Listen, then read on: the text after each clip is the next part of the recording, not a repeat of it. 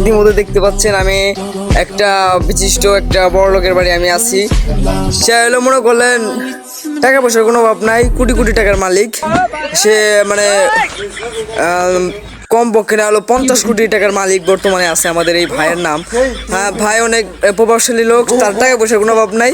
এই যে তার তার এখানে অনেক মানুষই কাজ করে, যে রশিদ কাজ করে, রমজান কাজ করতেছে, ঠিক আছে। ইতিমধ্যে দেখতে পাচ্ছেন তার বিল্ডিং কিন্তু কঠিন, একবারে আয়না ঘর ফেলে দেবো, ঠিক আছে। শেখ হাসিনার আয়না ঘর না, ওটা ফেলে দেবো। তারা কাজ করে, ঠিক আছে ভাইরা। দেখেন ভাই, সে গেট আপটা দেখে মনে হয় কিন্তু বাংলাদেশের প্রভাবশালী একটা মানে নায়ক হয়ে যায়। অনেক সৌন্দর্য, বাট দেখেন মানে যে কাজ মানে ভুল করবো তাকে আর কি পিটানোর জন্য তার কাছে লাঠি আছে, ঠিক আছে।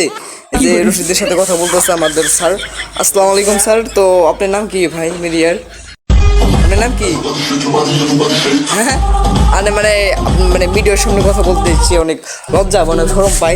দিদির মধ্যে দেখতে পাচ্ছেন একবার নায়ক পয়সা ফেলে দেবো। অনেক গেট আপটা দেখেন ভাই, স্যার আপনার বাড়িটাও দেখাই, বুঝছেন। ছাদ বিভিন্ন মনে করলেন একটা অন্যরকম, তার মধ্যে অনেক মানুষ কাজ করে, ঠিক আছে। দেখেন ভাই মিডিয়ার, ও মাই গড, আয়না ঘর ভিতরে যাওয়া যাবে না, সব ব্লক করা। এটা আমাদের শাহ আলম ভাই মিডিয়ার কাজ করতেছে। আয়না ঘর আপনারা দেখেন।